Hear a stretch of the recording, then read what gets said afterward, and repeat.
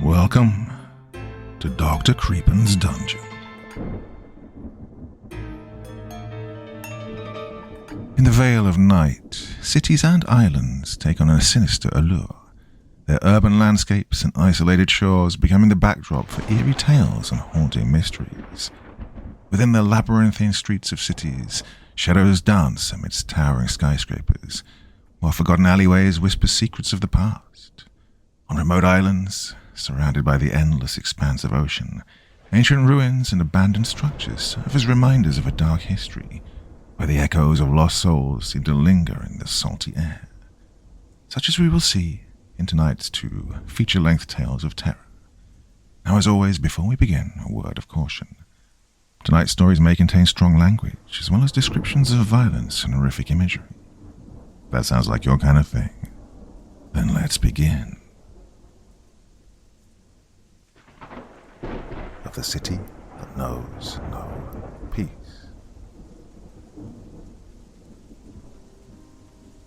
The city that I live in is old, not just by the date of settlement, even before the Spanish conquest, but from the time that the first men sealed the earth with the blood of the other tribes. The Huachichil tribe were sanguinary people, loathing the sight of newcomers, so by the time the Spanish came to this territory, bloodshed was on their mind. The fight was bloody during the day, the desperate screams of native women and children shot and pierced by the Spanish swords, mutilated soldiers moaning on their deathbed. During the night, the war drums, chants, dancing and the wailing of the morning were the only sounds to be heard. As history books now tell us, they were finally conquered with disease, oozing welts and delirious fevers, somehow healed by salvation of the Lord and God of the Christians, and some mysterious white powders under the care of priests brought over the sea to care for the sick. The Huachichil were cunning people who would not give up easily. The shamans of the tribe gathered and are said to have cursed those who at that time, and those who would walk this land in the future, to be rich but miserable, never at peace. If you walk the downtown streets today, and you can feel the spirits of the past, the anger and the sadness that seems to follow each of the inhabitants of the city, who go about with their heads bent down in the absence of a smile. Children are sullen. The young and adults are only gregarious when drunk, a pastime all too common in this city, and the old spend their days at church with their thumb and index finger indented with the shape of rosary beads, praying for the eternal rest they all seem so desperate for. As much as Town Hall tries its best to renovate the dilapidated historical buildings, in a matter of months they fall into disrepair again, paint peeling, pieces of walls tumbling to the ground as people walk by, sidestepping the stone, not even bothering to glance up to see where it had fallen from. The air as heavy as the hearts of the people who live here. As a child, my family and I would visit this city, back when it was still a town, during summer vacation. I remember being about 8 years old enough to walk to the nearest corner store by myself, but too young to be out alone at night. My grandmother, aunts and uncles will tell me that the cuco, a man who stole children away to an unknown destiny, would take me and I would never see them again. A horrifying idea for such a young child. So I was very respectful of the curfew. As soon as the sun started to set, I made my way back to my grandmother's house. One late afternoon, I'd overstayed a visit to an elder neighbour's house a few blocks away, a lady who told me stories of her own childhood at the family farm, which I found fascinating, being a city dweller, and this was new to me. She started to doze off in the middle of a story, so I decided to tiptoe out of the house, closing the door behind me. As I turned to step off the porch, I was confronted by a dark sky and a silent street. I panicked, not knowing what I feared more, the cujo or the anger of my family. Regardless, I had to get home. Stepping onto the sidewalk, I saw that the 2 blocks that I had to walk were dark.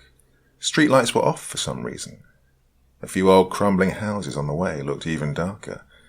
A tunnel of darkness.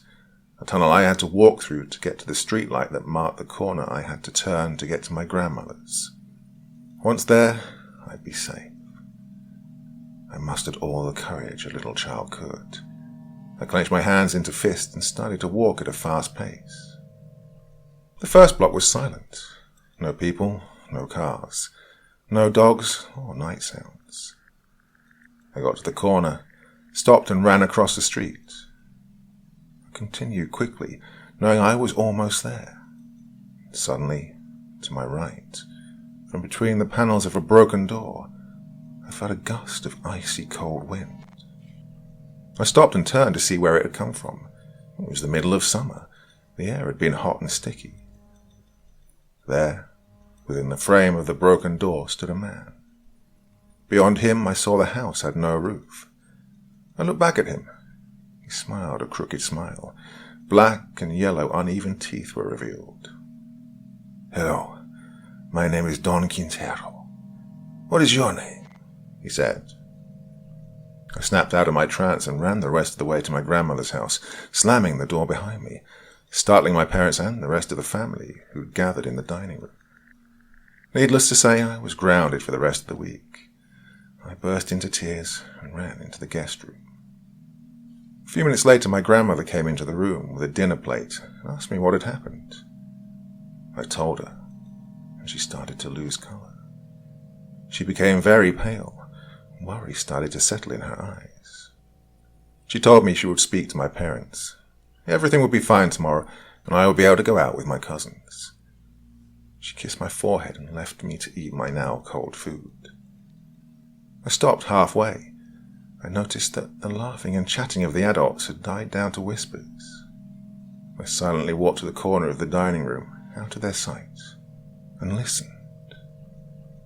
My grandmother spoke of a time during the Revolution when the men would hide their wives and children in the cellars and basements for fear of them being raped or taken away to be used as practice targets by the rebel soldiers that passed through the town on their way to the camps. Money and valuables were buried in the floors or sealed in the walls of the homes for safekeeping. She was a child herself during this time and had experienced being locked in the cellar. Fear was part of everyday life. The men in the neighborhood and surrounding blocks gathered in the afternoons to discuss what could be done, exchanging suggestions and alerting each other when food was available at the stores. They would go in teams and bring enough for everyone's families. In desperate times, friends and acquaintances were there for each other. But there was one man, always taking more than his fair share. If a whole family was killed, he would look for and steal their money and valuables, taking them home never to be seen again. Well, the men started to shun him, fearful of his greed. Once a talkative man, now he could be heard in his home pacing back and forth behind his wood-panel door. As fate would have it, by the end of the Revolution, he'd been killed, his body left to rot. No friends or family to claim him, no one to give him a Christian burial, no knowledge of where his money was. His name was Luis Quintero del Rio. Yes, Don Quintero died rich, but miserable. "May God have mercy on his soul," she said, crossing herself. I could hear my own heart beat pounding in my ears. I started to shake. Tears welled up in my eyes, and I vomited, loudly enough to bring my mother to my side. My grandmother was horrified and asked me how long I'd been standing there. I told her the truth. She picked me up, took me to bed, yelled out for someone to bring a fresh egg, and started to make passes over me with the egg, mumbling words I barely understood. My mother stood there wide-eyed. She'd heard of the ritual of curing the evil eye, but could not understand what it had to do with me. Stomach flu, or maybe the cold food, but anything but this ridiculous evil eye nonsense. My grandmother finished and asked for a glass half filled with water. She broke the egg into it, and the yolk came out blood red, with 2 white spots. The eyes, my grandmother said. I was given some tea and started to feel sleepy. My mother in a chair next to my bed, my grandmother in a rocking chair humming a lullaby. They thought I'd fallen asleep. My mother asked her what had happened. My grandmother continued the story that I had interrupted. Don Quintero's house stood abandoned for several decades, standing the passage of time pretty well, until in the 1930s, 3 young ladies, the youngest barely 15 years old, moved into it. They had lost their parents to an accident and had to sell the family home to pay debts and make ends meet. The town had kindly allowed them to stay in the abandoned house until they could make a stable life for themselves. The house was dirty and dusty, curtains in tatters, some broken furniture that needed to be repaired. So the sisters agreed that, while the 2 older ones went out daily to do odd jobs, the youngest could stay behind and try to make a home out of the house. The first few nights, noises could be heard coming from the living room. Slow steps as if someone was dragging their feet, or a chair would be found out of its place. The sisters thought it was because it was an old house, much of it made of wood, and these noises were part of it cooling down in the night air. By the following week, the noises could be heard during the day. The young girl would run out to the front door and stay there until the older sisters came back at sundown. Soon the older sisters noticed that the young one was developing dark circles under her eyes. Her smile was gone, her head bent, and she was rapidly losing weight. She insisted everything was well, not wanting to worry her sisters until it became too much to bear. She confessed that she'd been hearing the voice of a man that said, "Don Quintero is here. Don Quintero has to leave." But the house was empty. The sisters, fearful of being involved in unholy gossip, decided that when the young one heard the man, she should call out to him and ask, "What do you want? Do you need prayers? How can we help you?" When the moment came, she crossed herself several times, prayed to the Lord in heaven, and asked the questions, held her breath, and waited. The voice answered, 3 tiles to the north of where the wing-backed chair stands, 1 meter into the entrails of the earth, you will find 3 wooden chests. Use all the contents, use each and every cent, so I may find peace." And then she fainted.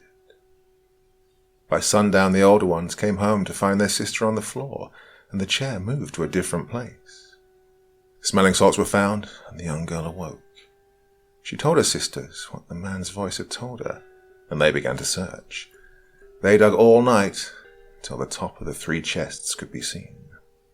Once opened, they revealed coins, jewelry, and other trinkets made of pure gold.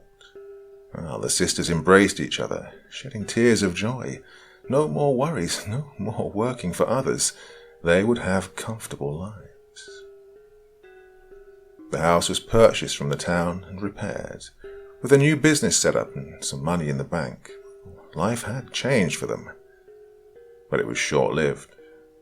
Once the need for spending the contents of the chest was done, one had been left untouched, placed back in the hole in the floor, covered with dirt, and the floor tiles replaced, left there for safekeeping.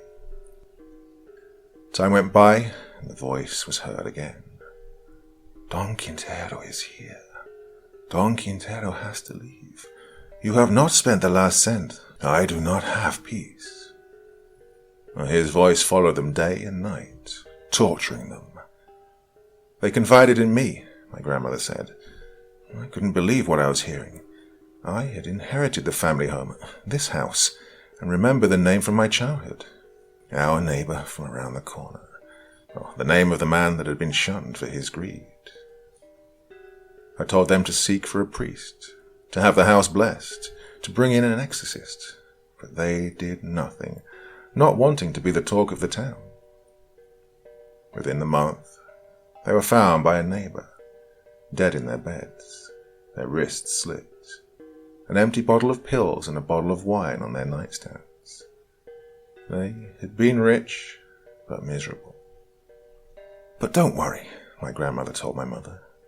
"The child is fine. I'll call upon the angels to look over her." Silence fell between my mother and my grandmother. They both went off to bed. I lay there, thinking of the ghost of a man that called out to me. Hello, my name is Don Quintero. What is your name? Not even in death had he found peace. The last cent had not been spent, and he was still looking for someone to do so. Sleep started to overcome me, and then the dreams began. Stories of a city that knows no peace. A rich city. A city of misery. Part 2. That night my dreams were confusing. Children, a school, a cemetery, jumping off a bridge, and many more images that by morning I could not place. It didn't matter. It had happened yesterday, and that morning I would have a day of fun and running about with my cousins. At breakfast, my grandmother placed a necklace around me, a ceramic eye in a brown seed with a black band around it. Ojo de venado. A deer's eye protection, my grandmother told us, and my mother rolled her eyes but said nothing. My cousins came promptly at 9 a.m., all 12 of them, and with my grandmother's blessing we made our way to the nearest park. "Come back by lunchtime and stay away from the castle," were the last words we heard from her as we ran off like rabbits being chased by a fox. The park was a paradise. Green grass, patches of dirt to carve out streets for the miniature cars. Others played with marbles, and later on we played tag. Tired, we lounged on the concrete benches. After a while, a couple of the boys wanted to play soccer, but most of us weren't interested, so they sat sulking on a bench until I heard laughter. I turned to my oldest cousin, Gregorio, and told him to go and ask if they wanted to play. He stood up and surveyed the park. No one to be seen. I insisted and pointed to where I heard the laughter coming from. We all followed him and ended up in front of the castle. He had a look of worry in his eyes. My youngest cousin, Sarah, barely 5 years of age, piped up, "Yes, they're in there. I can hear them." From the sidewalk you couldn't see inside. Years of dust and humidity had darkened the windows. Juan, the bravest among us, started to walk up to a window, and suddenly Sarah started to cry. Mary turned to her and asked what was wrong. She pointed to her right and said, "That man's looking at us. He's scary." Gregorio turned to where she'd pointed and saw nothing. He grabbed her and another one of the younger boys, called out to us to follow him, and we ran back to grandmother's, luckily just in time for lunch. We were quiet. One of my uncles asked what was wrong. We weren't a silent group, and he knew something was amiss. No one spoke. No one lifted their heads. We all just stared at our plates and continued to eat. My grandmother stood by the kitchen door. She looked at me as I sunk deeper into my chair. She knew where we'd been. That night I remember changing into a new pajama, a gift from my favorite aunt. I stood in front of a full-length mirror admiring the ribbons and pink kitten images printed on it. I stared at my reflection. The seed that hung around my neck had burst, from the inside out, a sharp edge sticking out from it. I removed it, placing it in a drawer, and hid the chain with the ceramic eye under my shirt, crawled into bed and lay there thinking about the man that Sarah had called out to. I'd seen him too. Again I heard my grandmother talking to my mother. "You need to leave," she told my mother. "They've gone to the castle. That child's susceptible. She sees things and it'll harm her." My mother, wanting to distract my grandmother from such ideas, asked about the castle, and my grandmother told her the story.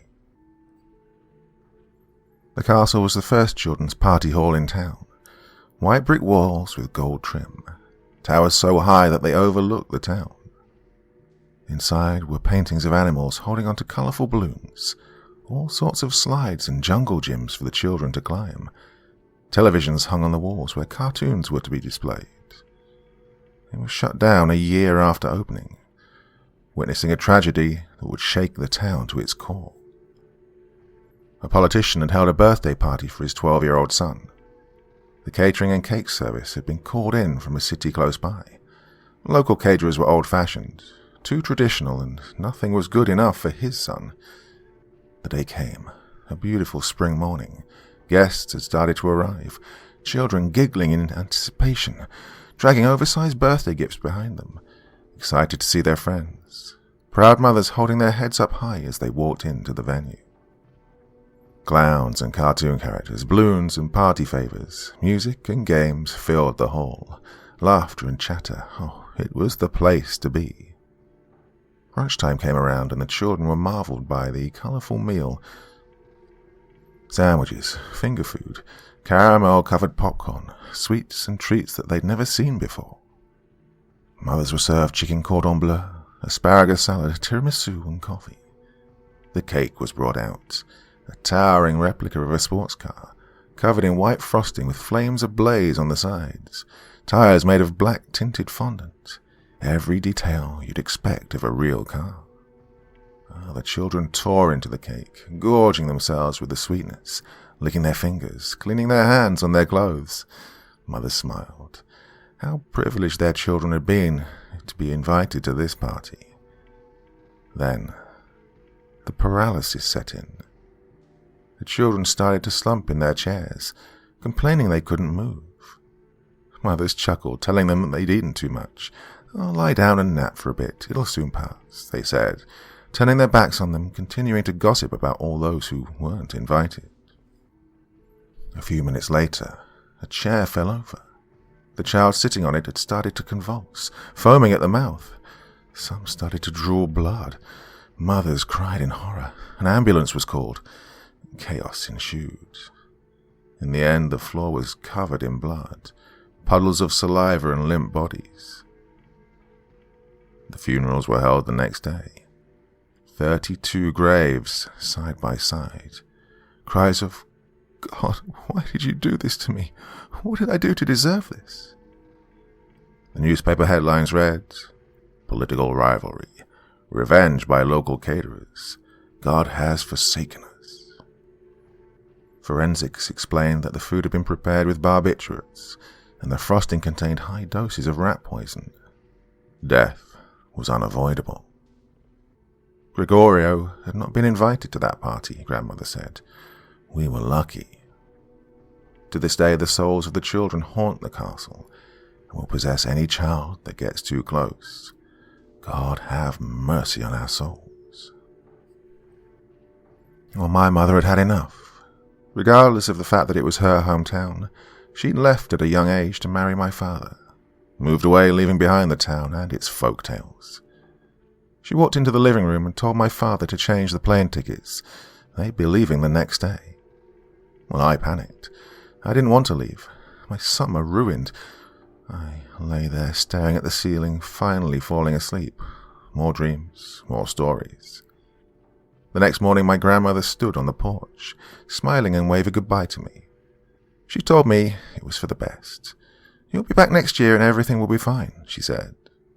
Well, we'll see about that, my mother retorted, closing the cab door. After the plane took off, I looked down through the window. The clouds were eerily grey, shaped almost like a smile with crooked teeth. I pulled down the window shade, looked at the ceramic eye in my hand, closed my own, and said goodbye to the city that knows no peace. A rich city, but a city of misery. Back at her home, my grandmother was tidying up the guest room. She found the burst seed. She crossed herself, and thanked God we'd left. It'd be 2 years before I returned. Part 3. 2 years had gone by. My parents thought it would be good for me to improve my Spanish by having me take the last month of class in town and stay until the end of the summer. And this time I would travel alone. I enjoyed the freedom. Walking to and from school gave me a chance to look at the old buildings. Many of the roofs are caved in, doors chained with padlocks, but there was always the one that called to me. And one day I decided to go there. I had to see it. Don Quintero's house, the entrance now boarded up, just a few cracks wide enough to look inside of it. There was nothing left but the outer walls, empty space where windows and doors had been. I said a little prayer for him, about to say goodbye to the house, when I started to choke, gasping, trying desperately to breathe. Someone or something had a tight grip on my neck. I fell to my knees, grabbing onto the padlock to keep myself steady. Everything started to spin. It seemed like minutes went by, trying to grab hold of something and get back on my feet. Then, I felt my face being lifted upwards, and I saw him. The crooked smile, the decaying teeth. "You are back, and this time I will not let you go," he said. And he was gone in the blink of an eye. I picked myself up off the floor and turned to hear a neighbor yelling at me. "Leave now. The house is cursed. Go on, child. Go home and pray for your soul." My grandmother saw the shock in my eyes and shook her head. She knew that somehow I was different, very perceptive, feelings of empathy beyond healthy. Nothing could be done. Again, I was subject to the evil eye egg ritual. The yolk came out blood red, the two eyes, and now the clear part was grey. I was sent off to do my homework. Meanwhile, my grandmother went to her bedroom, opened the bottom drawer of her dresser, and pulled out a long, gilded box. Inside, laying in a nest of silk, was a rosary made of pearls, a gift from a family friend on her wedding day, blessed by the Pope himself. She prayed and prayed. I could hear the creak of the rocking chair and murmurs of the Lord's Prayer over and over again, well into the night. By the second week at school, I'd started to feel comfortable. My Spanish was good enough to communicate with my classmates, and being the tomboy I was, I befriended the boys in the class, wanting to tag along on their adventures. "Let's go to the second floor," exclaimed one of the boys. Everyone fell silent, looking at each other. Then they turned to me. One of them said, "I dare you to go to the haunted classroom. The classroom behind the stairs on the second floor. There's a hole in the wall. Blow through it and stay there to the count of 10. They looked at each other again. Of course, me wanting to fit in with the group, I said yes. The building was big, built in the early 1900s, made of grey stone, the first private school in town. The owners of several businesses wanted their children to live the Ivy League experience in preparation for continuing their studies abroad. High ceilings, wood interiors, paintings of war heroes, very tall windows covered with metal mesh for some reason. A fort-like appearance, elegant nonetheless. I stood there. I'd been told not to go upstairs, an area for the older children. When I started to climb the stairs, and halfway up I wrinkled my nose, the smell of burned flesh hit me, a horrible smell of copper, rot, and burned fat. I turned to walk down the steps, but the group of boys were waiting at the base of the staircase, looking at me defiantly. No, there was no turning back. I continued to the landing and turned left to go behind the staircase that continued up to the dormitories, now converted into a warehouse for old class materials and broken desks. As the door came into view, the smell grew stronger, but now the smell of copper was stronger still, more raw, more fresh.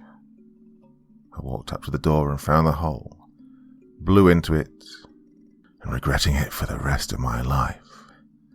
The sounds of screams and wailing, children crying out, "Help me! Help me! Mother, please help me! Teacher, help us! Father, save me!" In the background you could hear laughter, a deep masculine laughter. The air around me grew hot, unbearably hot. I turned and ran back down the stairs, right past the group of boys who were looking at me like they'd seen a ghost.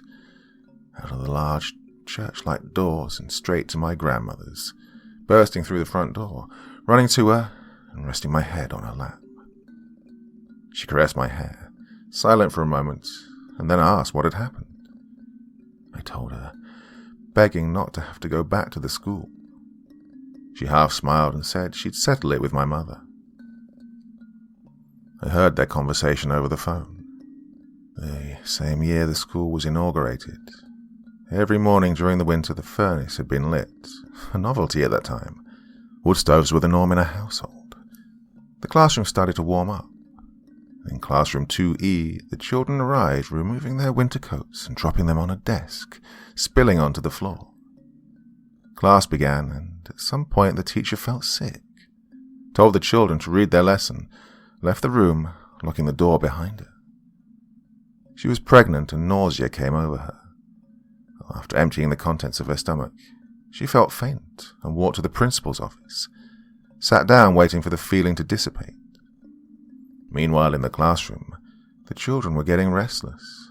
Without a teacher to control the group of 12-year-olds, they started to push the desks aside to make space for an impromptu game of cards on the floor, blocking the furnace pipe and the classroom door. The coats that had spilled to the floor fell close to the pipe and were pushed against it. They quickly started to smoulder, small tendrils of smoke rising. The children smelled something in the air, but thought it was from the furnace downstairs.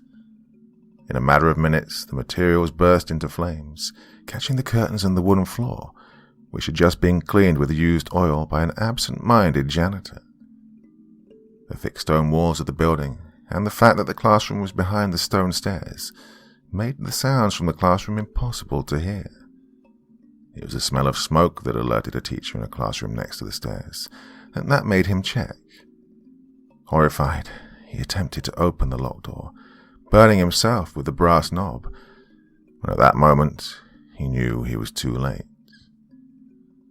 The volunteer firefighters wrapped the surviving children in wool blankets.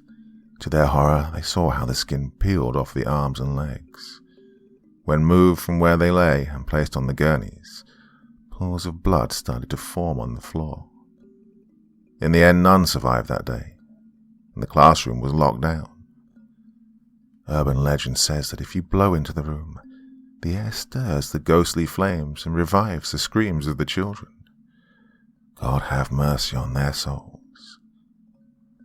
My grandmother finished, crossing herself. I didn't go back to the school, which allowed me time to do some urban exploring. The town had grown a bit by that time, a few more suburbs, but still had the air of a little town in the middle of nowhere. It rained every afternoon like clockwork, 1 hour of droplets falling on the hot earth, the smell of petrichor permeating the air. I started to believe it was God's way of washing away the sins of this cursed town. Wishful thinking. One afternoon, I was happily surprised to find a boy, not part of the original group of troublemakers, sitting on the porch. He'd come by to see how I was. He'd been worried that I wasn't in his class. Everyone knew each other in town, so it wasn't hard to find out where I lived. I told him about my experience, but he didn't seem surprised. He asked me to come over to his house the following afternoon to meet his brothers and sisters and play some board games. I told my grandmother, and she approved with a smile. She knew his family and was comfortable with the idea. The following afternoon I walked to his house and found myself surrounded by children. He had 2 brothers and 3 sisters. He was the oldest, the youngest being about 2 years old. His mother came out to greet me and smiled with a bright white ample smile. She was wearing a long dress made of colourful material, dangling earrings, leather sandals, and smelled of heaven, roses, and vanilla. I had a wonderful time. After the rain, we decided to go outside and play tag in the streets. Well, at moments I was confused. There always seemed to be an extra boy, dressed very strangely. Little Lord Fauntleroy comes to mind, but no one else seemed to notice, so I just ignored the fact and continued the game, avoiding him. Night set in, and his mother came out to tell me that she'd called my grandmother, and I was to stay for dinner, and she'd walk me home afterwards. The walk back was filled with her lively chatter. She was warm and cheerful. Well, I hadn't noticed that the street she'd taken brought us directly to the house. Yes, Don Quintero's house. As we walked by, I shuddered. She noticed. Worry set in her eyes. She gripped my hand and started to walk at a faster pace. My grandmother was waiting at the door, and I was shooed off to bed while they sat on the porch chairs and drank coffee. I was invited back to their home several times. Game time always left me cheerful and exhausted. Dinner, as always, was wonderful, and the walk back home was filled with laughter. Oh, she never brought me back the same way, always avoiding his house. On the last visit before I left for my home, she handed me a parcel, wrapped in white tissue paper. It felt heavy. I thanked her and said goodbye. I showed it to my grandmother. We opened it. It was a small dagger made of polished obsidian. Grandmother smiled knowingly. She said it was to cut negative energy. She placed it in my suitcase and we went to bed. The following morning was a rush to get me to the airport. Everything went wrong. Keys missing, the car wouldn't start. I was destined to miss my plane. Again, Grandmother saved the day by placing her rosary in my hands, and off we went. On the plane, I decided to close the shade on the window and not look back. I promised myself I would never return. Or so I thought. Part 4. My mother was weary of sending me back to my grandmother's, but it was my parents' anniversary and they were to take a month-long cruise. I argued that I was 18 now and could stay by myself at home. My father would have none of it. "Oh, you're safer with your family than on your own. It's decided," he said. I sighed, went back to my room and walked up to my dresser, opened the bottom drawer and pulled out a wooden music box. It had a hidden drawer within it. I tugged at it and finally saw my treasures. The ceramic eye pendant, the obsidian dagger, and the rosary.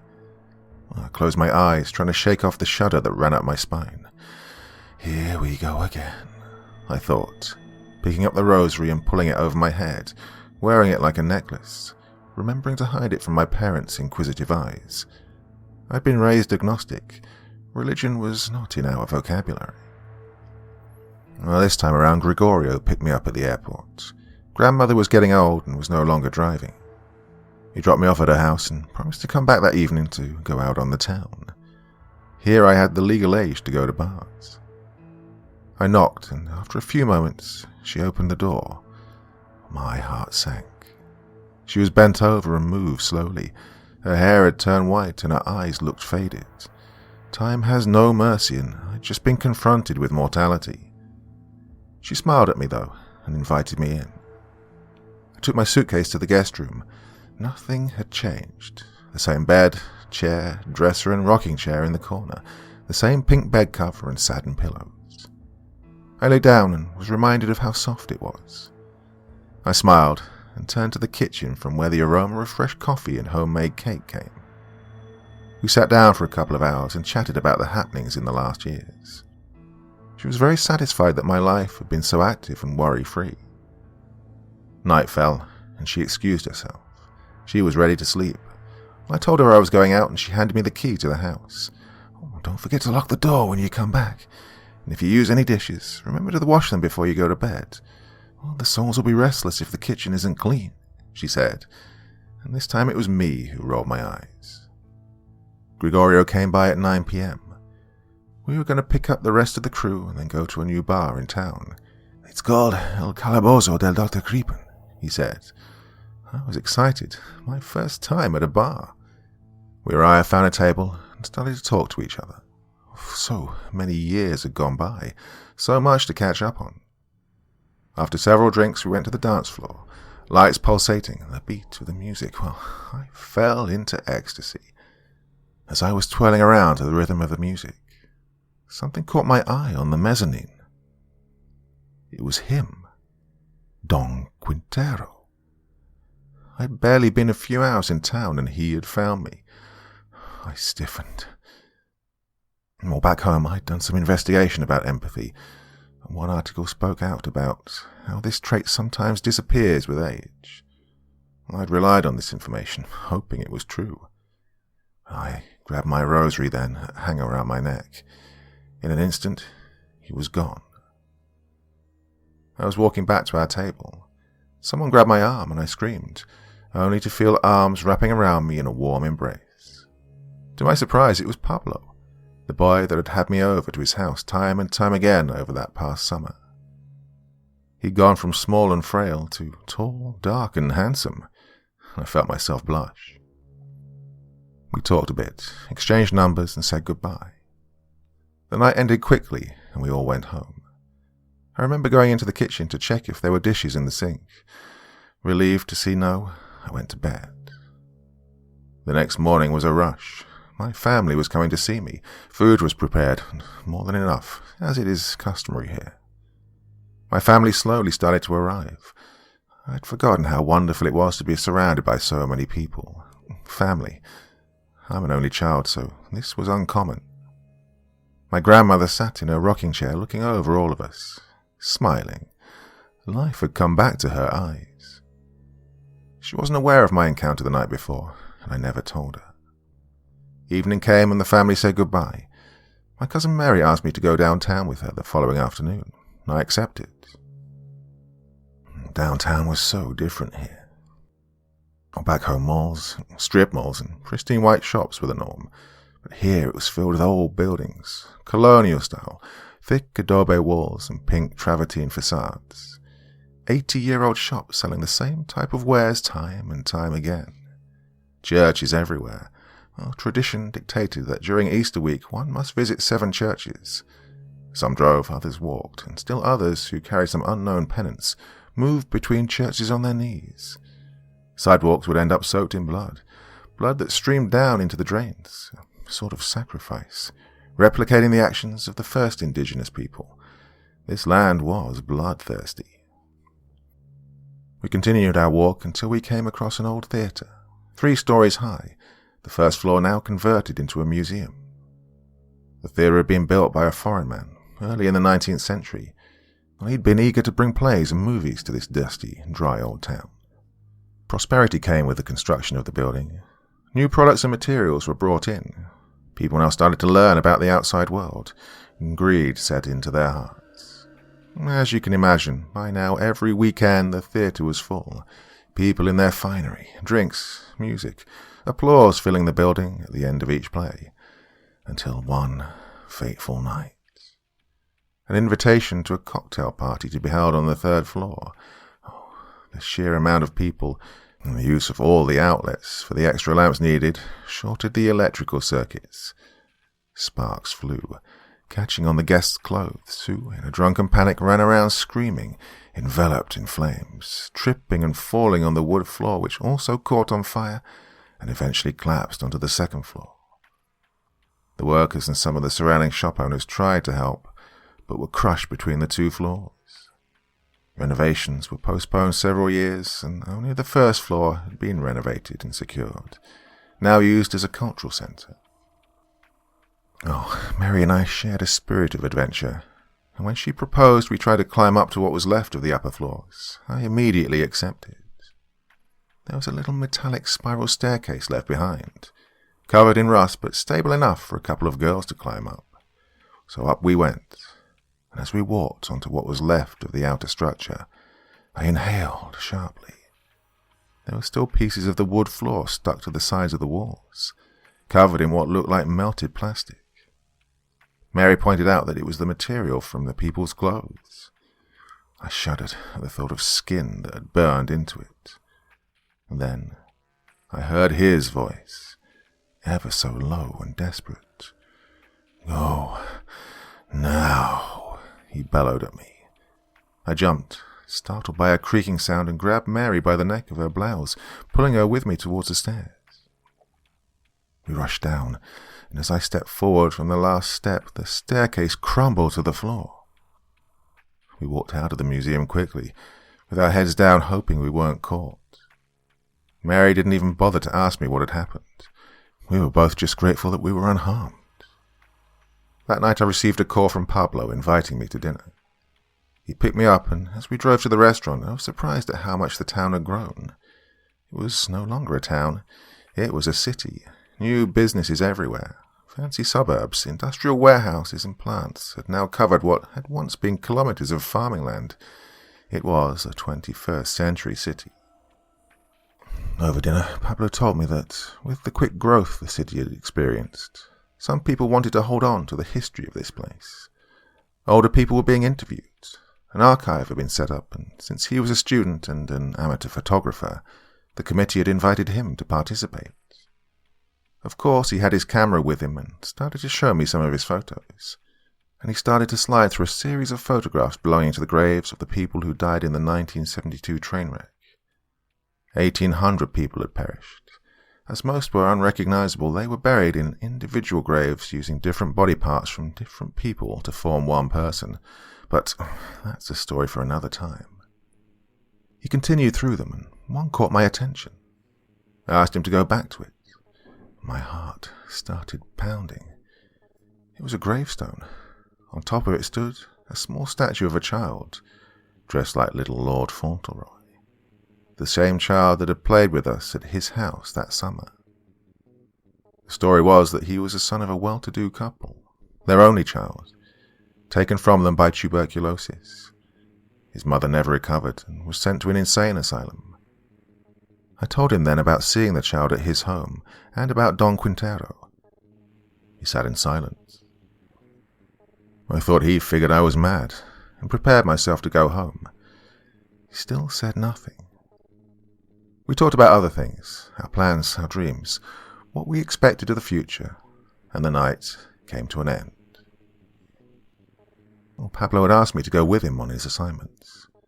I learned so much about this place, fascinating and horrifying. During my stay, I decided to study architecture back home. The fascination for the old intricate buildings was now deeply set in my mind. And yes, he followed me day and night. I was used to his presence now. He never spoke to me after the day at the museum. Only his eyes were now pleading, beckoning me to stay. But I was ready to leave this city. A rich city, a city of misery, a city that knows no peace. Part 5. 4 years later, I returned to do my thesis in colonial architecture. I was so happy to see my grandmother and my family. The reunion was repeated as in past years, except this time my cousins and I were sitting at the table talking about our lives, our children and careers, and my grandmother sat in her rocking chair, happy to see us all together as adults. Pablo and I had kept in touch. He'd studied arts, specializing in photography, now an employee for the city archive. I promised to see him the next day. He told me he had some exciting news for me. My grandmother started to doze off, so we decided it was time to say our goodbyes. I woke her and walked her to bed, returned to the kitchen and left everything clean. I didn't want the souls to be restless. Pablo and I met over dinner. His exciting news was that an intern was needed for renovations on the downtown historical buildings, and he'd put in a good word for me. Well, I couldn't have been happier. I was off to a good start.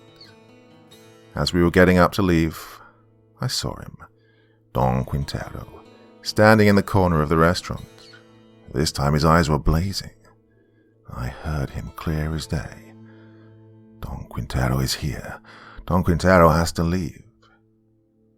I grabbed my sweater and hurried Pablo out of the restaurant, sat on the hood of his car and placed my head between my knees. "What's wrong?" he asked. I reminded him of my first encounter with Don Quintero. He couldn't believe this was still going on. He'd speak to his mother. If I was in any danger, he'd let me know. That night I called my parents with the good news, asking them to send the rest of my things. I started my new job visiting sites, picking up samples of frames, doors, and ironwork. After a quick lunch, I'd go to my grandmother's, which is now my permanent residence, and I worked on my thesis. Life was good, I guess. Decent salary, interesting job. I bought a truck, lived well, but there was always something missing.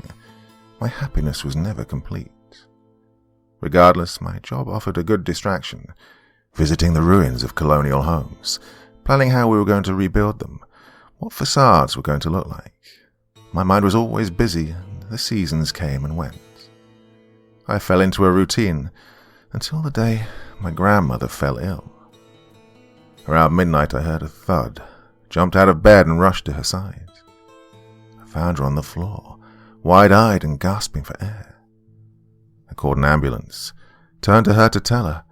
Her eyes widened as she whispered, "He is here." At the hospital, the doctors told me she'd almost had a heart attack, but aside from that, she was perfectly healthy for her age. It was time to speak to Pablo's mother. 3 days later, I was in Pablo's home, sitting in the dining room with his mother. She told me that the existence of Don Quintero was well known among the older population. The younger ones thought it was just an urban legend, but I was not his first victim. She said that he had attached himself to me because I was innocent. He needed that. Someone scared enough to do his will and to set him free. You have two options, she said. Continue to ignore him or do his will. If you do his will, you'll be subject to the curse of wealth and misery. I was speechless. I could feel fear climbing up my spine. As long as you carry your grandmother's rosary, he cannot harm you directly, she said. Be aware, though, he will torment you into doing his will. Find strength in yourself, and you'll be fine, she finished. She smiled a watery smile, blessed me, and said, May God have mercy on your soul. The following year was an inferno. His tactics grew more and more aggressive.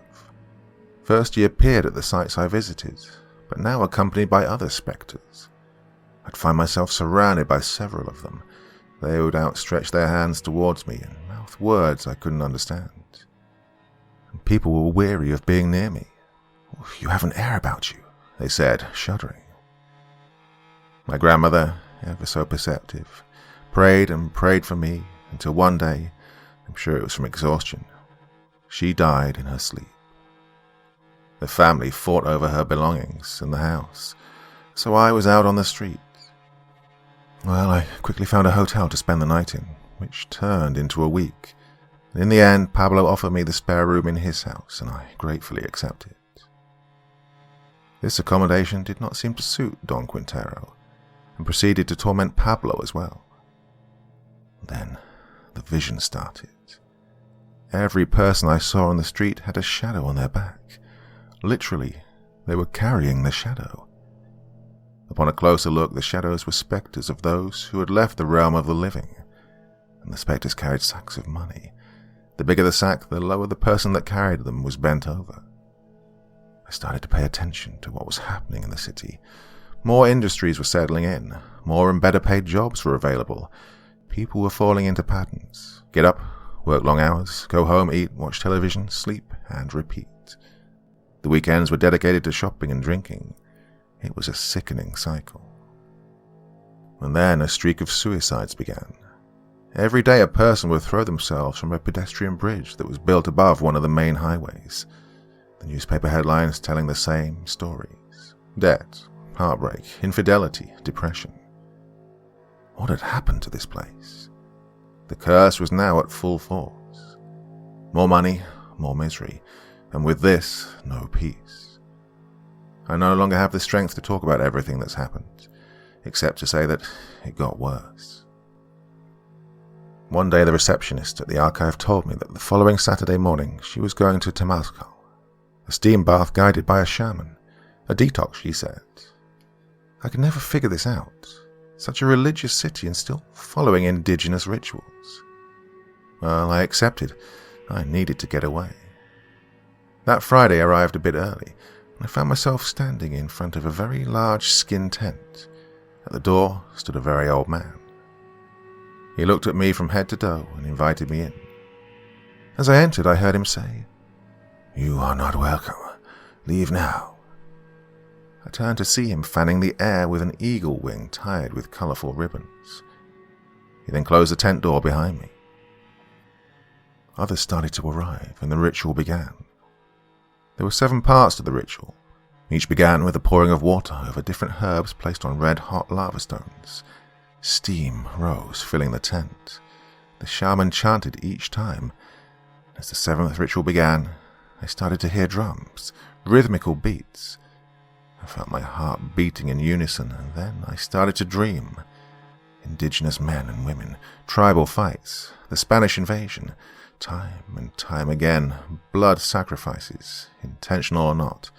The curse had just been another tear on the eternally bloodthirsty land. At one point a towering man stood over me, skin as dark as the earth. He pointed, and somehow I knew he was pointing north. I awoke on the cool grass. Others were also there in deep sleep. The ritual had ended. I thanked the shaman, and he nodded knowingly. That night I told Pablo that I was going to go to Don Quintero's house. He decided to accompany me. He had no idea what I had planned. I knew there was nothing left of the house, nothing that would even hint where the last chest was buried. We got out of the truck, and I pulled a shovel from the back of the seat. Pablo stared at me, shaking his head. "No," he said. "You cannot. The curse. What will become of you?" I said nothing and walked to the middle of the property. He followed me, trying to take the shovel from me, but I stood my ground. I looked for some kind of sign as to where to start digging. The property was flat. Nothing had been left of the house. Even the floor tiles were gone. But there he stood, in the middle of the property, pointing to the floor. I glared at him. I took the shovel and started to dig. Pablo and I took turns until he hit something hard. It was the chest. I started to dig around it until we could see it completely. We pulled it out, and I started to cry. What would happen now? I thought of the sisters and their demise. Pablo started to push the chest to climb out of the hole, and I started to drag it aside. I couldn't see very well. My tears and the dust had created a film over my eyes, blinding me. But I just pulled, and suddenly I felt the ground shake and heard a loud crack. I rubbed my eyes, and all I could see were clouds of dust. As it started to settle, I gasped. Where the house had stood was a sinkhole, a bottomless sinkhole. I heard sirens. The police had arrived. Neighbors stood at their doors in nightclothes. Questions with vague answers. I was helped into my truck. Someone called out for help to get my equipment into my truck. Pablo. Where was Pablo? The next day, the newspaper headlines read, "Tragic accident at renovation site. 1 survivor and 1 life lost. Government has decided to temporarily stop downtown renovations. No further investigation necessary. An act of God. Mother Nature was to blame." I stood on the pedestrian bridge, looking down at the rows of cars rushing by to work, to school, to shopping, or whatever the people of this city considered important. How ignorant. How blind they are to reality. Priorities askew. I extended my hand over the rail and dropped the ceramic eye, following it to the ground where it smashed to pieces. In my other hand, I held the documents to my new properties, home and business up north. I then pulled from my pocket the keys to my new BMW. I looked up to the sky and called out, "Goodbye, Don Quintero. May God have mercy on your soul." I got into my car and started to drive north towards the city limit. Once I reached it, I pulled the car over, opened the glove compartment, pulled out a parcel, covered in now yellow paper. I took the obsidian knife and drove it into the ground. I got back into my car, leaving everything behind. A rich city, a city of misery, a city that would know no peace.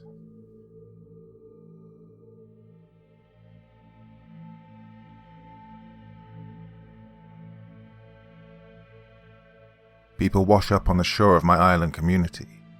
It's my duty to kill them before they wake up. Have you ever just sat on a beach watching the waves crashing into the shore and retreating back out to the sea? Have you ever noticed driftwood or shells being dragged back out, not knowing where they would end up next? Every morning I sit here, looking out into the ocean where the grey sky meets the dark water on the horizon. I wait to see one of them wash in with the tide, drifting up onto the hard-packed sand. As soon as I see them, I run from my position, grabbing them and dragging their limp bodies further up the beach, laying them to rest in the soft sand near the brush-filled dunes. And that's when I set to work. It's a ritual I've performed since I was a child, being trained by my father just like his father did for him. I look down at the naked body, always different. Sometimes a man, sometimes a woman, ranging from a younger adult to decrepit and old. Some have been thin, some obese. Once the drifter was missing a leg, making the ritual difficult to perform in its entirety. I make do though. I lay them on their backs, feet facing land and head to the water, their arms stretched out to their sides in a crucifix position. I know I have to work quickly, before they wake up. I've never had the misfortune of seeing it before, but I've been told the stories of what happens if they wake before the ritual's complete. The entire island could be erased in the blink of an eye. Generations of work, my bloodline, all for naught. Oh, I'm getting distracted. Sorry. Yeah, the ritual. While in the crucifix position, I start the runes. Beginning with each hand and foot, I carve the same sequence going inward towards the body, from the tips of the fingers and toes, moving counterclockwise from the left hand to the feet, and finishing with the right hand. The work is methodical. My knife moves with a determined precision, honed with 20 years of practice. Their blood flows blue, staining the sands with an almost neon hue. The scent of ammonia lingers with it. When every limb has been carved, I start at the top of their head, moving from the small bump in the middle of their forehead down toward the chest. They bleed much more when I get to the neck, as one of the runes must cut right across the jugular. Their blood sprays, leaving a shower on the surrounding sand. Some days it mixes with a drizzle of rain, creating a bluish mist that floats across the beach. And finally, the runes are finished. The ritual is almost complete. I lay my knife down and wipe my hand across the drifter's throat, making sure I have enough blood to finish. I swipe their blood across my own forehead, leaving a horizontal line above my eyes, then drawing a vertical line under each of my eyes. This is my war paint. I alone stand against these terrors, protecting my island community and, by extension, the world. The preparations are done. I pick up the knife once more and walk to meet the crashing waves. The final step. My hand dips under the salt water, opening with my palm up. The waves crash in, and as soon as they begin to be pulled back to the sea, I swipe the knife across, letting my own blood flow freely and mix with the water. This is the final offering, the plea to whatever gods rule over the sea to end this monstrosity and keep us safe. The salt water stings as I bring my hand back up, the cold air adding to the pain. My feet slide across the sand as I walk back to the drifter. Lifting the knife, still dripping with a mix of my blood and salt water, I plunge it into the middle of the drifter's chest, into the diaphragm. The same reaction every time. Their eyes snap open, a final desperate gasp for air, all in vain. I've severed the muscle that allows them to draw breath. They slowly drown, as whatever blood is left in them fills their lungs, screaming curses in a language I don't understand.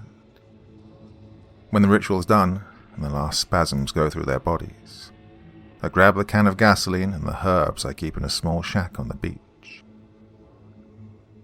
I douse the body, setting it alight and throwing the herbs on top. Like sage for cleansing spirits, the bundle of lavender and catnip smolders, sending wisps of their scent through the air. With this, the drifter is cleansed and the island safe once more. I head back to the village, taking the beaten path carved into the brush by the generations before me. I exchange nice pleasantries with others as I pass by. They thank me for what I do, protecting us from the drifters. I simply nod, telling them it's my duty, nothing more.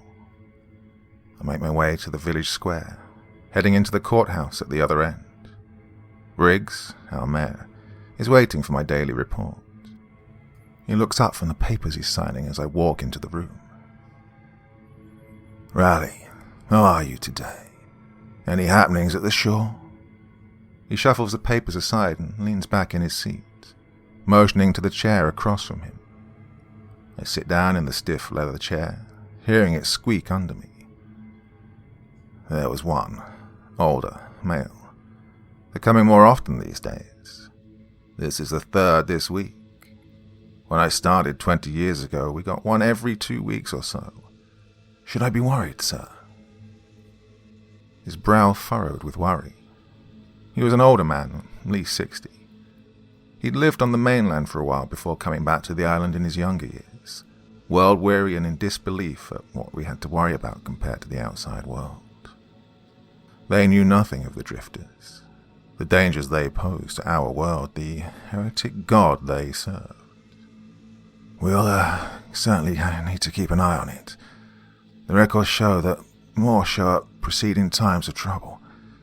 The earliest we have on record preceded the Black Plague. There are an average of 2 drifters per day, with the highest number being 5 washing up at once. Your post was manned by 5 watchers around the clock, making sure none went uncleansed.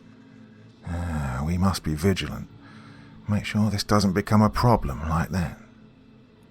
Do you think there could be something terrible on the horizon? I asked. I was the only one trained in the ritual. My father had to help me when he was my age, and his father and brothers before him, but I was alone. I had taken no wife, had no living children, and my only brother was killed as a child. If they began washing up more often, I was the only defense. As of yet, there's no way to tell. We must simply pay attention. Find someone from the village that shows promise. Take them to be trained.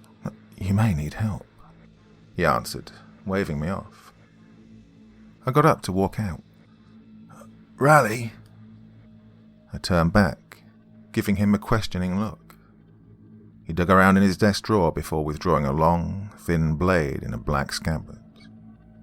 He pulled the blade out of the sheath by a few inches, showing me a startlingly pristine edge with the runes I use inscribed on it. He sheathed it again and handed it over to me.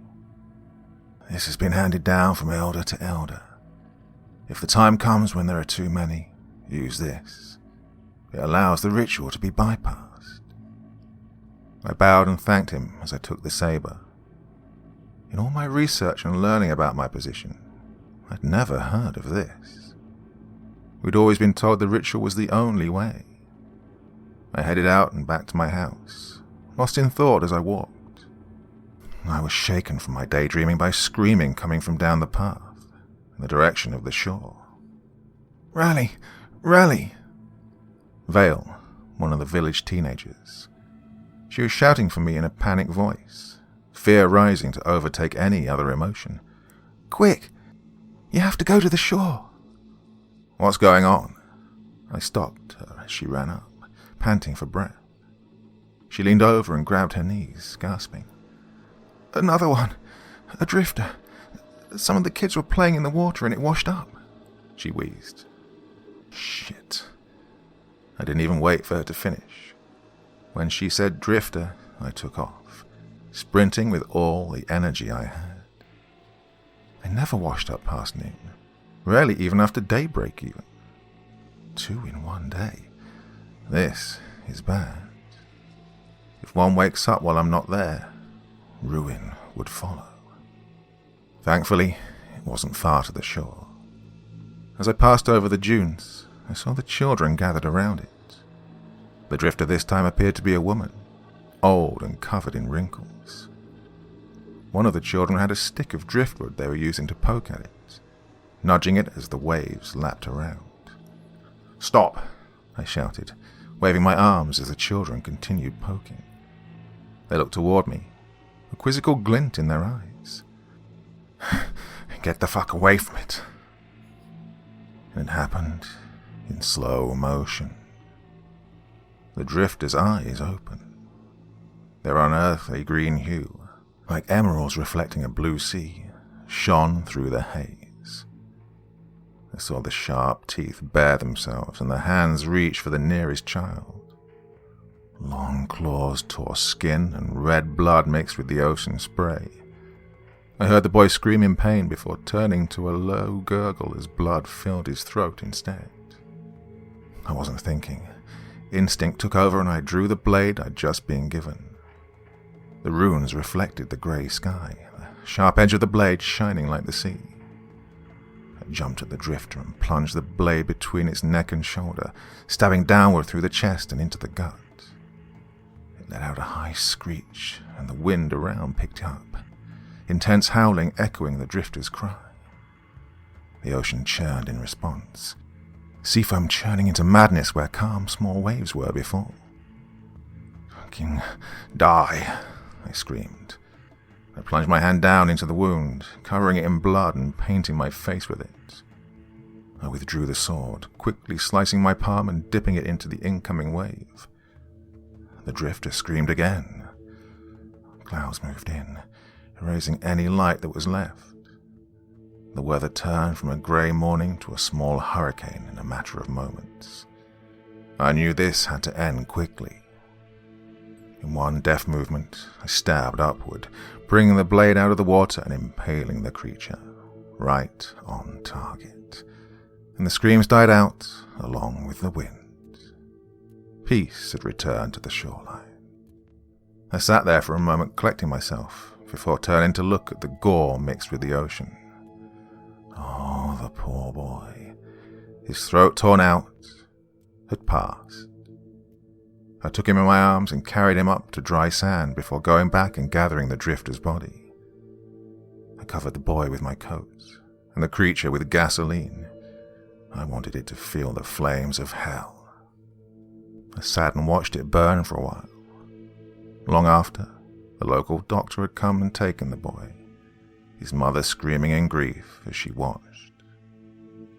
I couldn't come up with words to say I was sorry. I was supposed to protect these people. I was the one that should be dead.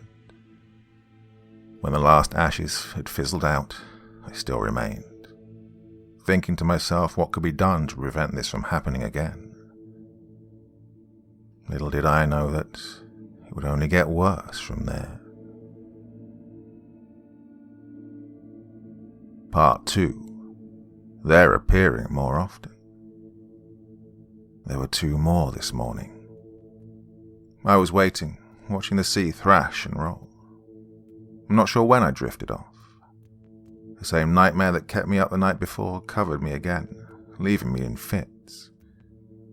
I saw the boy's corpse laying in the waves, blood being poured out with the sea foam. Suddenly the clouds started rolling in, wind whipping up sand and spray. I saw lightning flash down the shoreline and felt the thunder boom in my chest immediately after. Something was coming. The waves grew taller with each one that crashed ashore. When I looked closer, I saw that it wasn't just water hitting the shore. Oh, drifters. Hundreds of them, all tangled into each other in the waves, piling on top of each other as they hit the shore. Levees made of bodies started to block the waves. Suddenly, the sky opened above me. The wind stopped, the ocean calmed. The drifters lay in their piles, sleeping like the dead. The eye of the storm. Just as soon as it had started, it was over. 1,000,000 eyes snapped open at once. Their screams layered each other, creating an unholy chorus as they woke and began flooding inland. Right before the flood, I caught a glimpse of the horizon. Grey clouds mired above rolling waves. Through the wind and rain, I could see something moving against the sky, wading through the depths of the water towards my home. I'd seen pictures of skyscrapers, and this dwarfed them. Just as it began to become clear through the sheets of rain, a bolt of lightning struck in front of it. I woke with a start, jumping from the sand and looking in the direction it had been. The flood was gone. The day was grey, but still, just a dream. I shook the sleep from my eyes and resumed my vigil. I spotted one washing in with the waves. Male, middle-aged. Other than the bump in the middle of their forehead and the long claw-like nails, he could have passed for a normal islander. I set to work and was almost done with the carving when I heard a voice from behind me. "There's another one." I looked up, startled. Nobody else came out here this early. After what happened, I didn't think anyone would ever come here again. I was surprised even more to see that it was Vale, now nodding towards the shore a ways to my left. I followed her gaze and saw another motionless form crumpled there, sea foam washing over. Damn it all, I muttered. Time to kill 2 birds with 1 stone. I left the one I was working on and walked over to the new arrival. Before grabbing this one, I dunked my hand into the water and sliced my palm, completing this part of the ritual ahead of time. As I began to drag the body back towards the first drifter, Vale ran up and grabbed the other arm, helping me along. "It wasn't your fault, you know," she said, grunting with exertion. "I was nearby when they found it. I should have told them to get away before I came to get you. I didn't even think they'd do something like that." "Don't blame yourself," I replied, letting go of the new drifter and kneeling down next to the first. I took out my knife and plunged it into the diaphragm. The piercing scream began, then died out quickly. The new drifter didn't stir. "If they're showing up more often, you're going to need help," she said again, still watching as I doused the first one and struck a match. "Teach me. I can handle it." I didn't answer her, but threw the match down and started carving the new drifter. Small sizzles could be heard as ocean spray and light rain hit the burning body. I could still feel Vale's eyes on me, intently watching my hands work the knife through skin, carving my legacy in a living canvas. When the runes were done, I beckoned for her to follow me to the water. She stood beside me as waves lapped over our feet. I looked out at the grey sky and rolling sea, remembering the moment my father brought me out here. How he'd carved the runes, then walked me out to the water. "Have you ever lost someone, Vale?" I asked her. She seemed taken aback by the question at first, and then looked down at the water as she pondered it. "You knew my mother," she said. "You know I lost her." "You didn't know your mother. She died giving birth to you. Have you ever lost anyone you truly knew and loved?" I shot back. "Then, no, I guess I haven't." I sighed and unholstered my knife, turning toward her.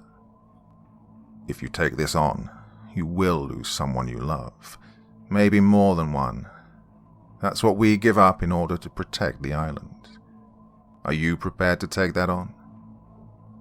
She seemed scared. Couldn't really blame her.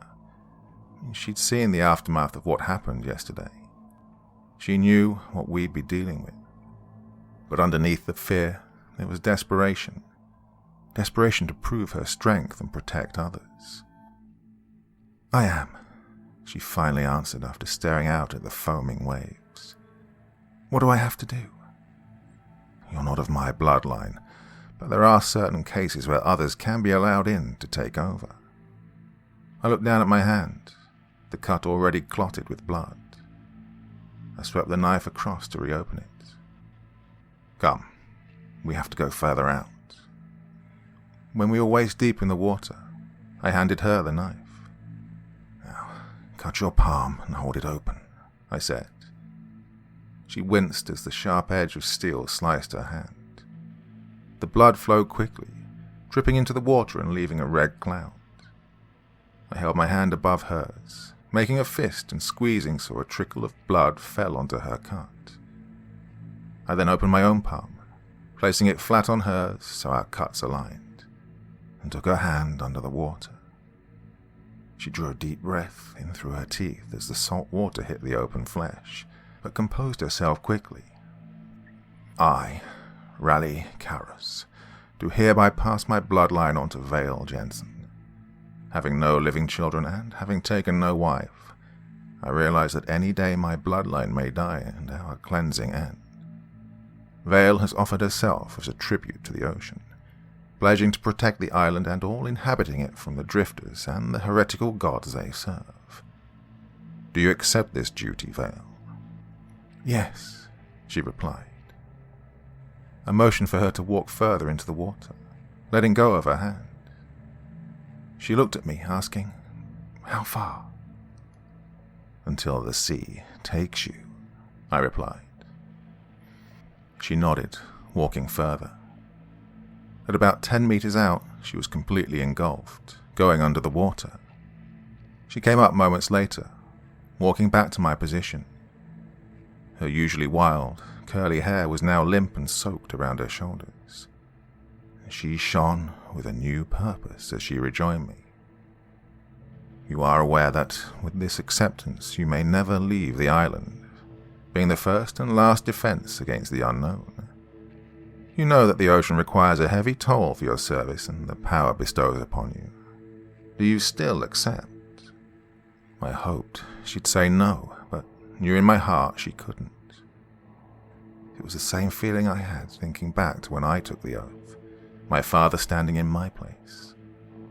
Once you had the notion to take on this duty, it never left you. Yes, she said again. Vale Jensen, by my power and authority, being the last remaining of my bloodline, I surrender you to the sea.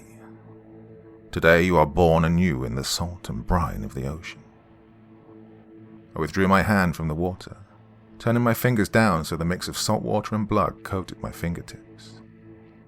I drew the rune of rebirth on her face, a clockwise spiral ending in a smaller spiral spinning counterclockwise from the center, the ever-flowing dichotomy of life and the sea. I swear to serve with my life, she replied, giving a small bow. We'll start your training tomorrow, I told her. For now, I will finish this ritual. You will walk back to the village and stand in the square until I return. Tell anyone that asks that you are now my apprentice. Yes, sir, she said, walking back up the beach. I sighed as she left, taking myself back up to where the newest drifter lay on the sand. I kneeled next to it, hefting my knife once more. I placed it above the diaphragm, one hand holding it steady while the other was poised above it, ready to thrust downward. I bowed my head, closing my eyes and whispering a prayer. Protect her. Let me be the father to her I could never be to my own daughter, I muttered. My hand raised up, tensing at the expectation of pain when it hit the knife handle. I was more surprised to feel the hand on my wrist as it moved downwards. My eyes snapped open to see the drifter grabbing on, holding my hand back. Our numbers are infinite, it said. We serve and we will be rewarded. We will devour you, drown you in the blood of your loved ones. We are as vast as the ocean and relentless as the waves. We will break you. The pure hatred in its eyes terrified me. I'd never seen anything like it. The pure, dripping spite. It bore through my skin and into my soul. It despised me, and that cold, unfeeling stare almost seemed to freeze the entire world. I forced myself to move as it opened its mouth wide to scream, making the wind pick up and clouds go dim. My other hand plunged the knife in. Its screams turned to wet gurgles as it drowned, choking on blood. I fell back in the sand, shaking. After what seemed like eternity, I pulled the knife from its chest and got the gas can and herbs, beginning the final step of cleansing. I didn't stay to make sure the fire was put out, but instead rushed back up the path to the village, stopping at the first person I saw. Hello, Raleigh. Anything I can do for you? He said. I didn't remember his name, but recognized him from the butcher shop in town. I need you to go to the shore and keep watch. If any wash up, come get me. I'll be speaking to Briggs in his office. He looked at me quizzically, not quite understanding why I would want an untrained person watching the shore. Well, I ended up losing my temper. Just fucking go. He tore up the path, leaving a dust cloud behind him. I rushed into the square, grabbing Vale, who was standing in the middle, chatting with some of the village women who were congratulating her. We barged into the office to Briggs's surprise. Raleigh, you didn't tell me you'd chosen an apprentice already. I should have had the final approach. I cut him off before he finished.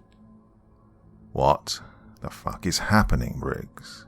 I shouted, causing both him and Vale to wince in return. One of those damn things grabbed me and spoke. They've never spoken before. His eyes grew wide. I could see Vale bring a hand to her mouth next to me. Briggs sat back in his chair, reaching into a drawer and pulling out a tall bottle filled with dark amber.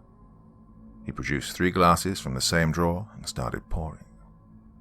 "I'm sorry for overstepping your authority," he said, raising the glass to his lips and sloshing half of it down his shirt from shaking hands. "I'd hoped this wouldn't happen while I was in charge. I guess I hoped for too much." He drained the glass, then got up and walked over to a portrait on the wall. Pulling the portrait up and setting it down on the floor, he revealed a safe behind it. He opened it and pulled out a large, leather-bound book, yellowed with age.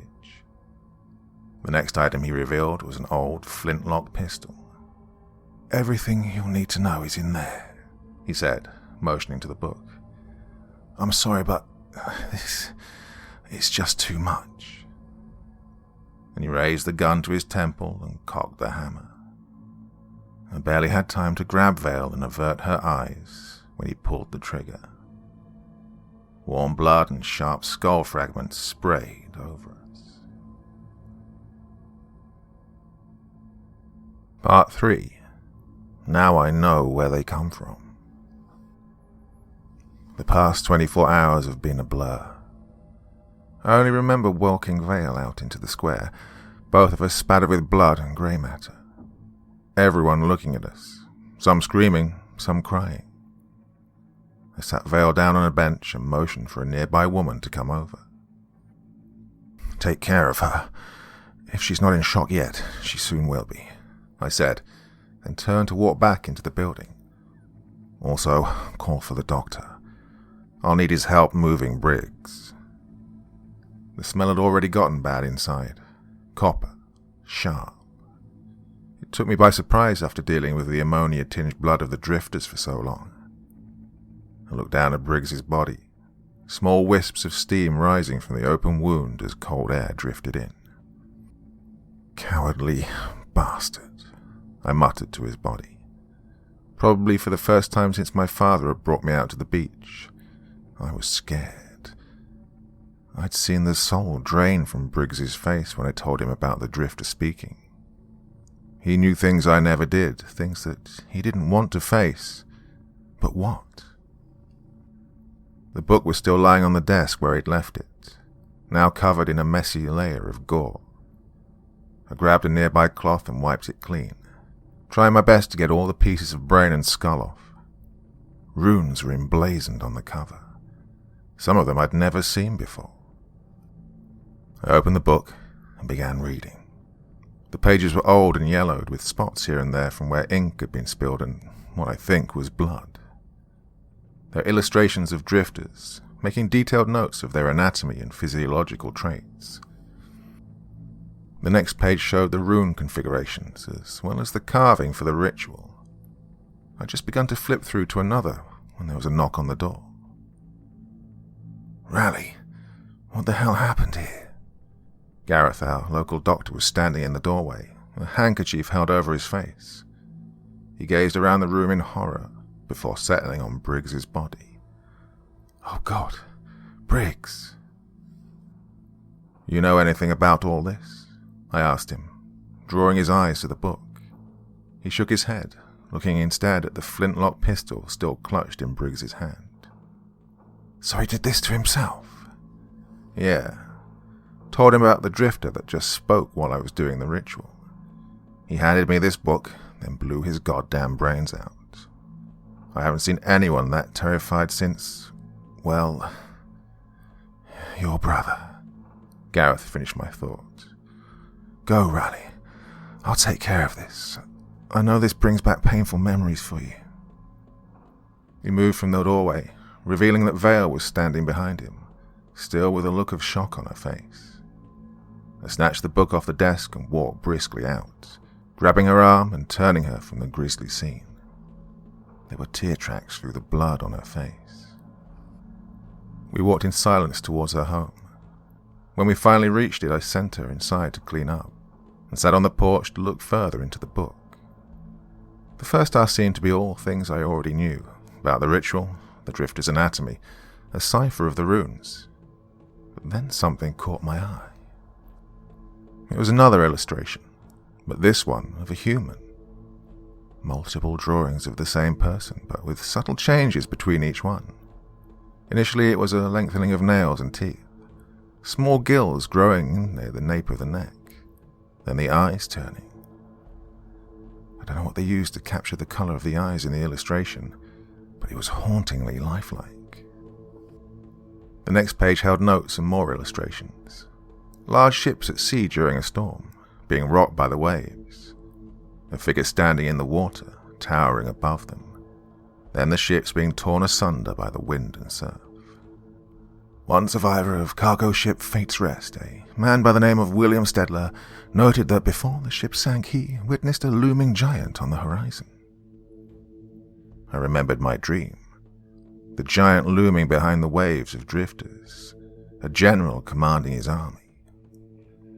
Stedler swears he saw this figure smash the ships with his own hands, causing all on board to fall into the water. Here he says that they were set upon by people that looked just like them, save for a small bump in their foreheads and elongated claws and teeth. Stedler says these figures would drag the surviving crew and passengers under the water, never to resurface. The book went on to explain how Stedler had survived. He was knocked out by a plank of wood hitting him in the water, and managed to wash up on the island, much like the drifters do. When the watchman on the shore at the time found him, he was almost cleansed with the ritual, only saved because his blood was red instead of blue. Safe to say this was a surprise for the watchman. Stedler joined the watch through marriage eventually, choosing to stay on the island instead of going back to his home on the mainland. He is responsible for one of the greatest breakthroughs in our understanding of the drifters.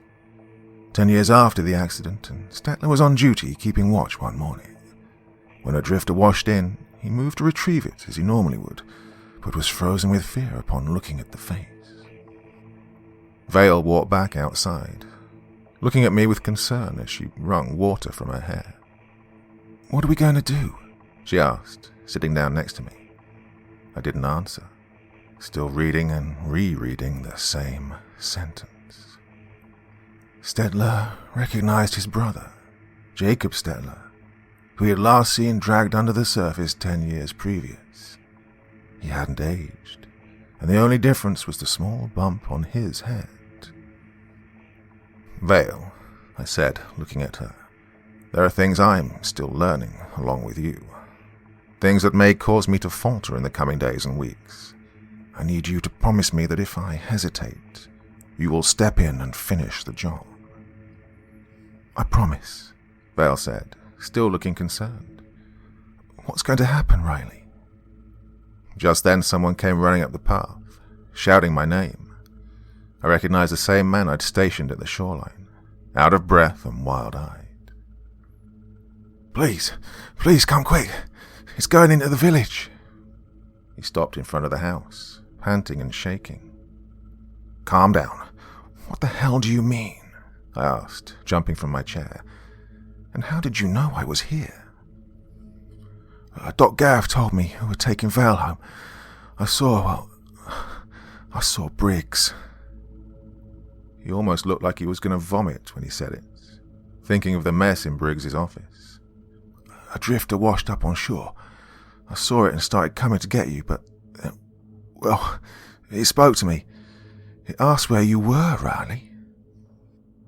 "Fucking hell," I said, beginning to gather my things and start back toward the village.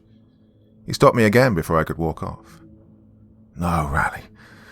This one, it ain't like the others," he said, waving his hands frantically in front of him. "It's him, Riley. I don't know how, but it's him." "Who, goddammit? Who is it?" Vale was shouting at him now, trying to make sense of this whole situation. "River," the man whispered, looking down at the ground. I stopped dead in my tracks. I couldn't move. There was no way it could be him. He was gone. Dead.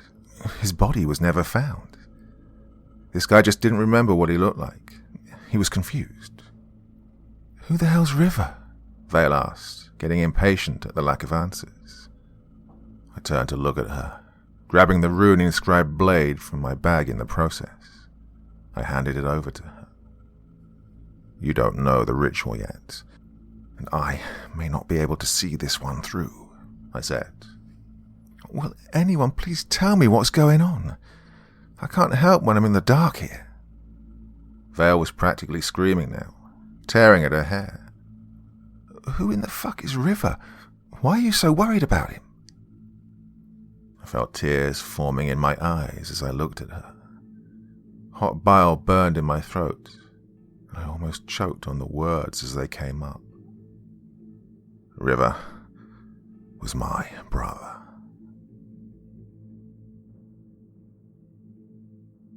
Part 4. All rivers lead to the ocean.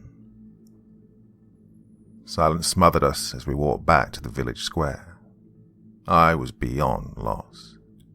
It hit me when I read the book that something like this could be possible, but I didn't think it would happen this soon. Vale was certainly worried, shooting me looks of concern between looking down at the blade I'd given her. Finally, she spoke. "What did you mean that he was your brother? What happened?" I knew that she needed to know. Knew that she was only asking so she could be prepared. I resented it all the same. I had grieved River since the day I'd lost him, and it was only compounded by losing Dad days later. Did my dad know about this? Is that why he did what he did? It makes sense you don't remember it. You would have been very young, I finally replied, the words sounding as if they were coming from somewhere far away.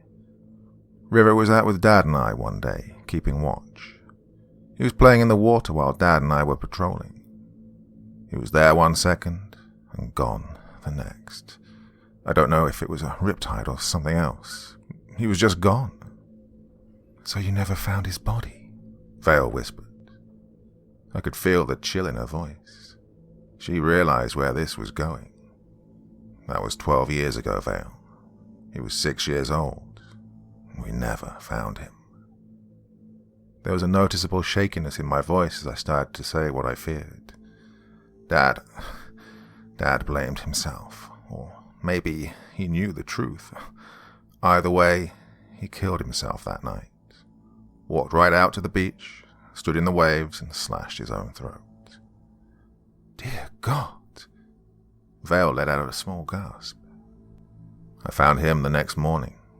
Tide was going out when he did it, so he didn't wash away. He was just laying there in a tide pool of his own blood. My voice cracked, remembering that day. I could still feel the cold rain stinging as it hit my skin, the wind scraping my face, sitting in the pool of his blood and shaking him, hoping he'd wake up. I just sat there until I saw a drifter wash up. Then I had a duty, something I was the only one fit for. Only I could do until now. The village square was in sight now. I could see a crowd of people gathering around, all holding on to each other and staring at something in the middle. I stopped in the path, causing Vale almost to run into me. She hefted the blade in its sheath and looked at me expectantly as I turned to her. "Remember what I told you. Step in if you falter." She nodded to me as she said it. If she was scared, she wasn't going to show it. Her grey eyes like the steel of the blade. She was well suited for this. If I make any sign of weakness, of not being able to do this, kill it, I said, reaffirming. If I can't promise emotion won't get the better of me, if I move to stop you, cut me down. Rally. She looked shocked at this, but the resolve returned moments later.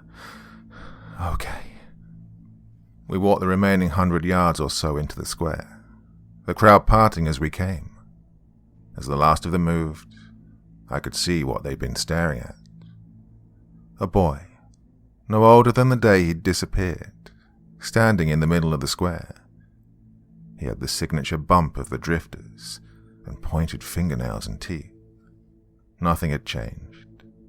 He still had the short cropped haircut that Dad had given him just days before he disappeared, and I could see the small slits at his neck where gills had taken shape. He gave me a sharp smile as I approached. "You grew up," he said. His voice was more guttural than I remembered. The innocence of a child's voice was gone, replaced by menace and bloodlust. "I've missed you, big brother." "River," I replied simply. I could feel hot tears stinging my eyes. I knew he was dangerous. He could rip me to pieces in seconds if I let my guard down. It didn't change the fact that he was my brother once. He still looked like that 6-year-old boy that disappeared into the waves. "You don't seem as happy as I thought you would. I was hoping for more of a reunion," he replied. He looked around at the crowd that was still looking on, staring at him in horror. "What? I feel like you're all scared of me." "What happened to you, River?" I managed to choke out. I was showing weakness. No doubt he would try and take advantage of this. "The ocean takes us all eventually," he replied. "Some of us earlier than others. You and Dad didn't keep your eyes on me, and now here I am. I've come back for you, though. I wanted to show you all the wonderful things I've learned, all the amazing sights and feelings. They've taught me a lot in these few years I've been gone." "Who?" I asked. "The others like me, of course. There are quite a few of us, as I'm sure you've noticed in the past few days. We've been busy, recruiting, creating, swelling our ranks. We bring more to him and he makes them like us. I'm sure I can put in a good word for you all." "River, this isn't you." I was talking more to myself at this point than him. I didn't want to believe this was what my brother had become. Didn't want to believe he could be this monster. "You wouldn't know who I am," he roared, causing dark clouds to roll in and the wind to rise. I looked around, motioning everyone to stand back. I noticed then that Vale was no longer beside me. "Please, brother, let's not do this. Come back to us. You don't have to be this way," I said to him, trying to look around for Vale without him noticing. I finally spotted her in the crowd of people, slowly moving her way through the masses, trying to flank River. I had to keep him distracted. "There's no going back now. This island won't exist for much longer. All will be swallowed by the ocean soon enough. You'll join us or drown. Some of you have a choice, some don't." He took a step forward, opening his arms toward me. "I wanted to bring you with me, Riley. To extend an offer. I can bring you with me, and you can be made new. Quick, painless." "I want to help you," I continued. Vale was almost behind him. Just another minute and she'd be in place. "Oh, but I want to help you," River sneered back at me. Vale looked at me and nodded. "Now." I lunged forward at the same moment she did. Her with the blade drawn, me with my knife. All I could see before striking was River's twisted smile. Vale struck just right, stabbing right into his spine. My knife found its mark in his throat, cutting any sound from him short.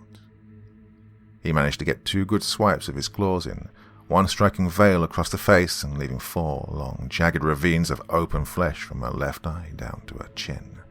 The other hand managed to catch me in the stomach, knocking the wind from me and gouging into my flesh.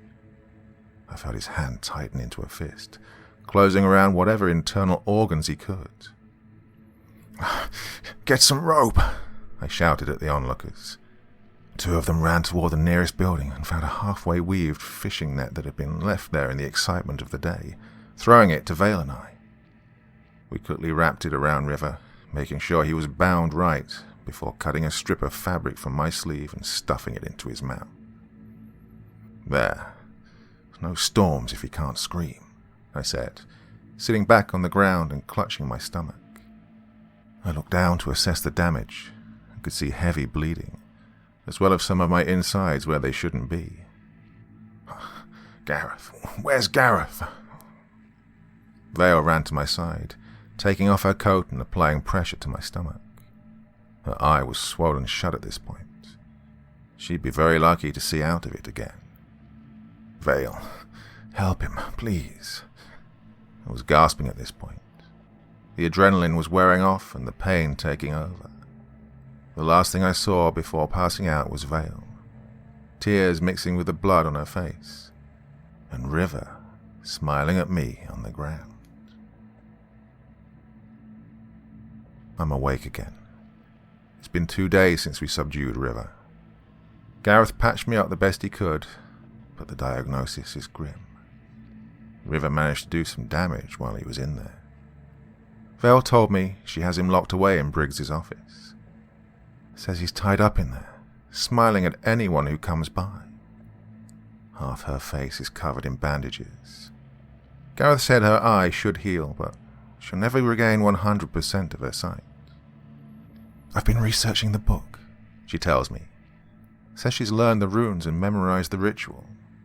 She said there's also some talk of an older ritual, one talked about from long ago by long-gone ancestors. Something that may be able to stop all of this once and for all. "That God, I guess you could call it," Vale says. "The giant that creates them. There's a thought here and there by whoever put this together. They translated from some ancient notes left behind by the first inhabitants of our island. Whoever wrote this thinks that if 2 sacrifices are made, then he can be weakened and bound undersea." She went on explaining this further, but I was drifting in and out from pain. Eventually Gareth came back in and gave me a new dose of medicine. Didn't do much for the pain, but at least it sedated me. I'm in and out now. Vale is working on figuring out this ritual. If she can crack it, we may just have a way to end all of this. I just hope I'll live to see it.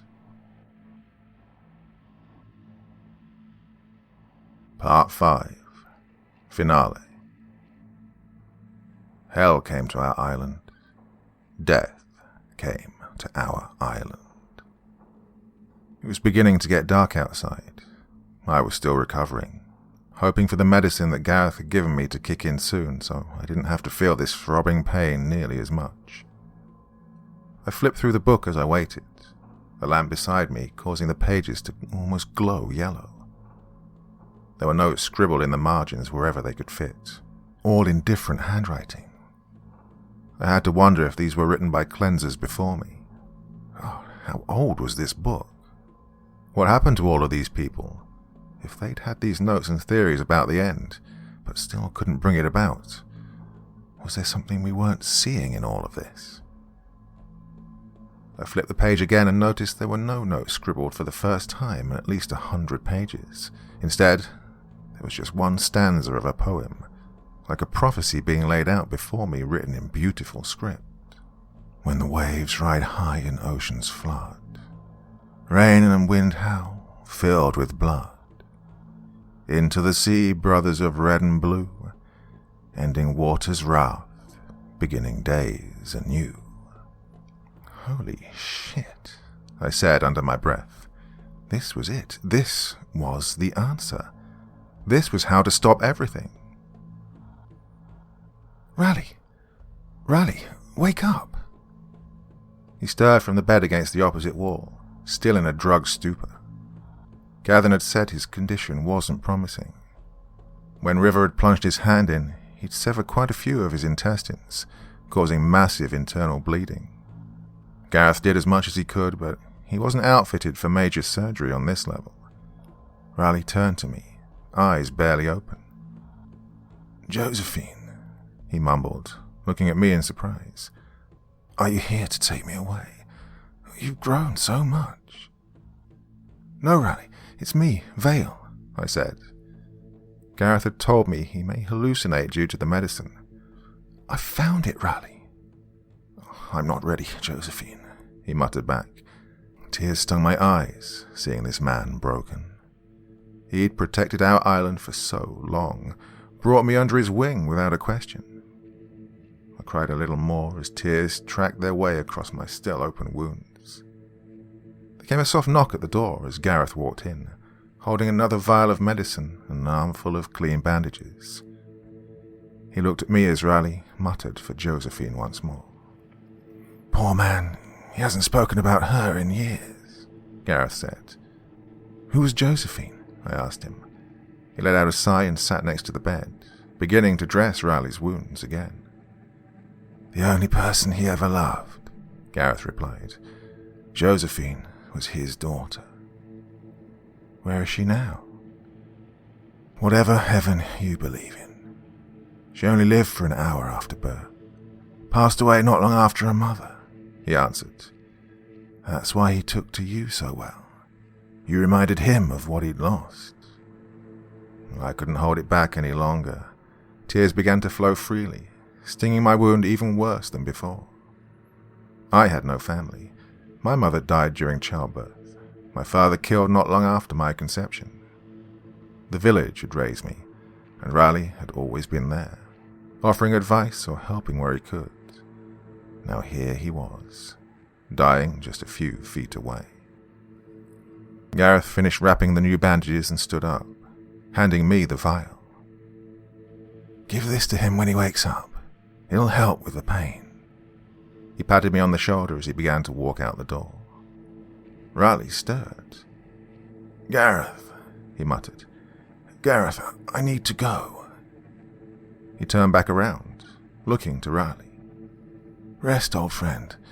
We'll be safe until you're ready, he said. As he opened the door to step outside, a scream pierced the air. Rising wind followed it within seconds. Help! Help me, please! Came a voice from somewhere outside. He began to scream again, but was cut off in a moment. Drag them to the waves, came another voice, this one guttural like the sound of rocks scraping against the ocean floor.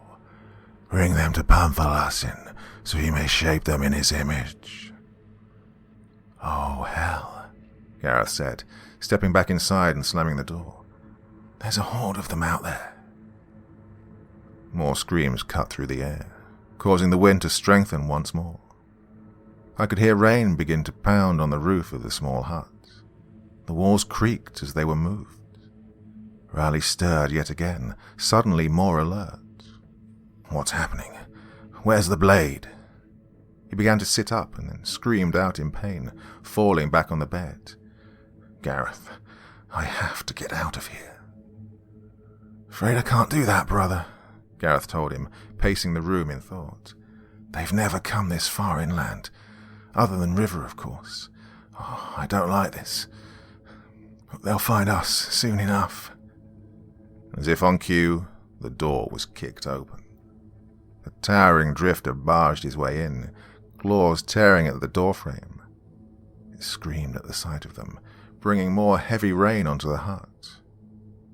Back away, Gareth, I whispered, moving my hand down to the blade still sheathed at my side. He dove aside, leaving a straight path. I had to make sure I was on target, even with my crippled eyesight. I drew the blade slowly, leaning forward and focusing on the diaphragm area, just like Riley had showed me that day on the beach. It ran forward, rushing at me with arms held wide, claws brandished.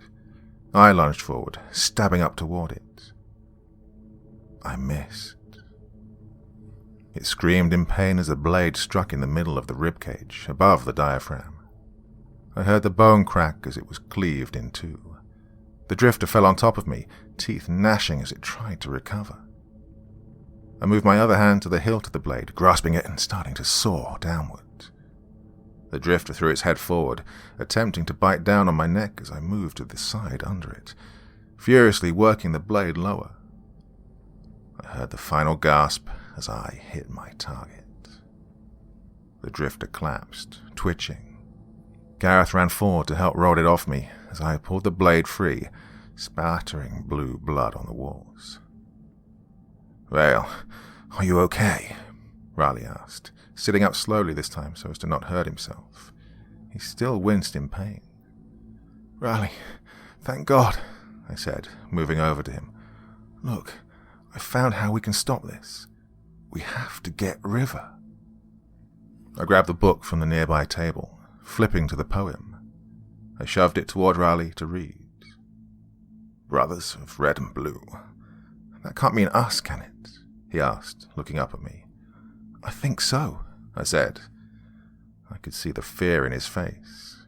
He was putting all this together, the same puzzle I'd pieced together just hours ago.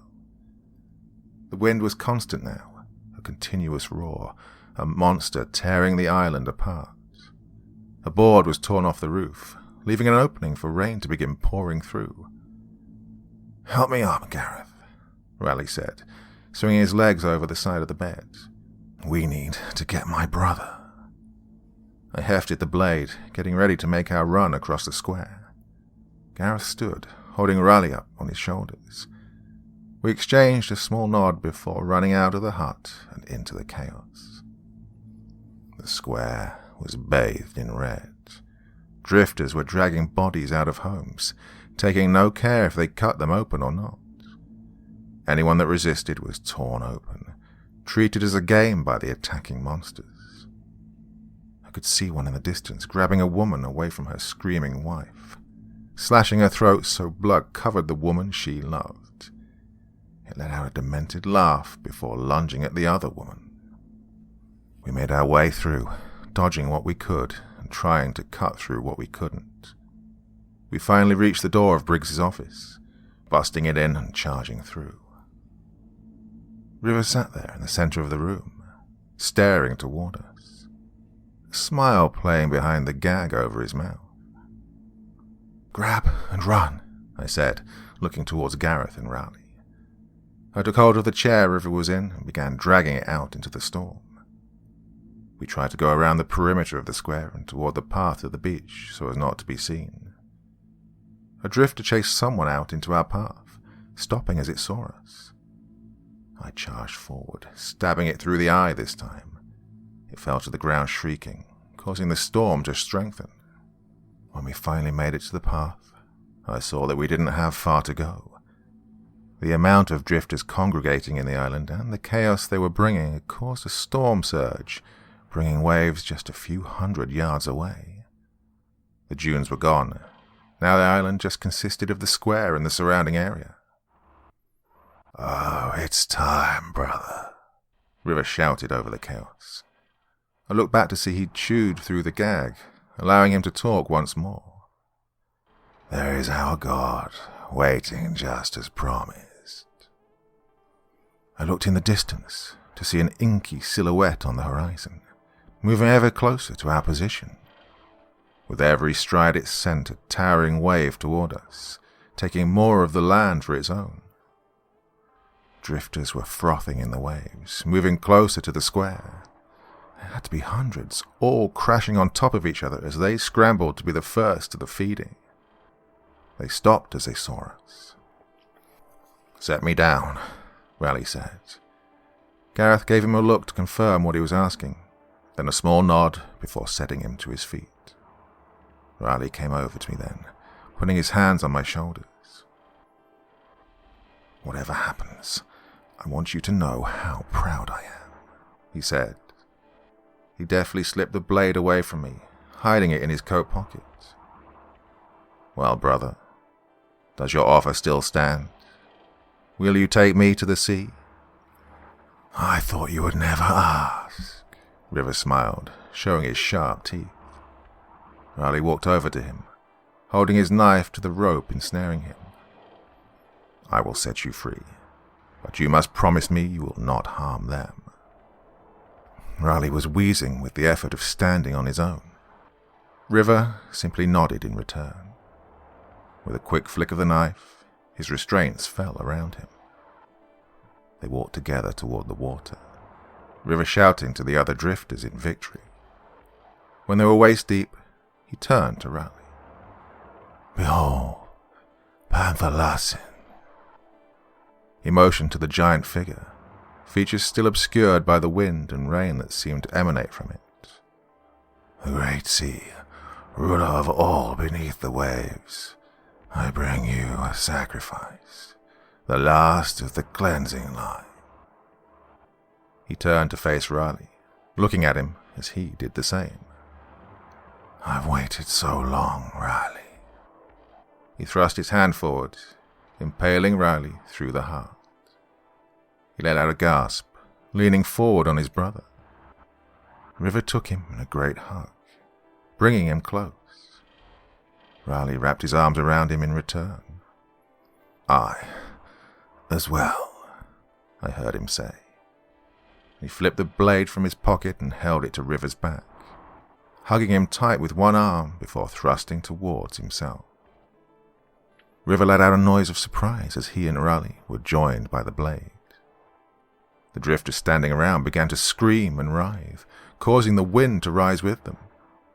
And suddenly, they stopped. Gareth grabbed my arm and pulled me back, away from the water as we watched. The two brothers, their blood mixing on the blade and running into the water, seemed to melt away into a pool of red and blue. It only took moments for them to disappear completely, the color in the water branching out further toward the crowd of drifters. When they were touched by the blood, the drifters turned to water. With each new mass, a rising wave was formed, holding its place as a wall of water at the shoreline. I could almost make out the two brothers in the middle of it, still locked in their death embrace, translucent in their new state of being. When all the drifters had been reached, it was a towering tsunami standing at the ready. Panther Larsen stood in the distance, the storm still swirling around him. He hefted his fist, crashing it down into the water and sending his own wave forward.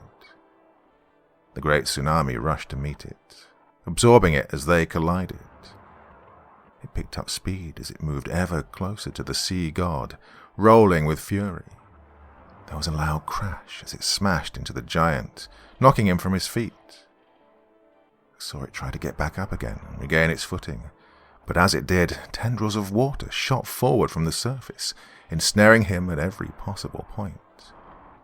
Finally, two tendrils, one red and one blue, shot forward to wrap around the ancient neck of the sea, pulling it first to its knees, and then under the surface forever.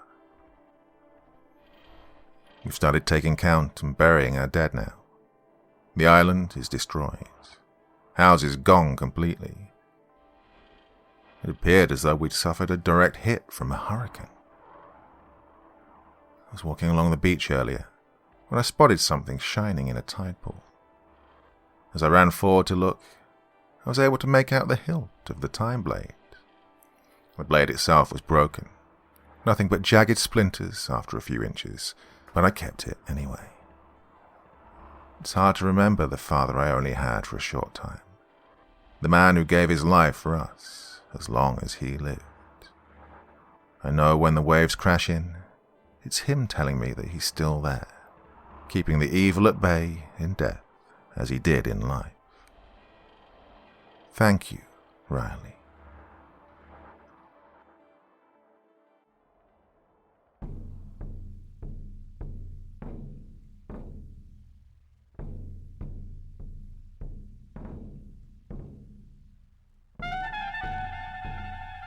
And so once again, we reach the end of tonight's podcast. My thanks as always to the authors of those wonderful stories, and to you for taking the time to listen. Now, I'd ask one small favor of you. Wherever you get your podcast from, please write a few nice words and leave a 5-star review, as it really helps the podcast. That's it for this week, but I'll be back again same time, same place, and I do so hope you'll join me once more. Until next time, sweet dreams and bye-bye.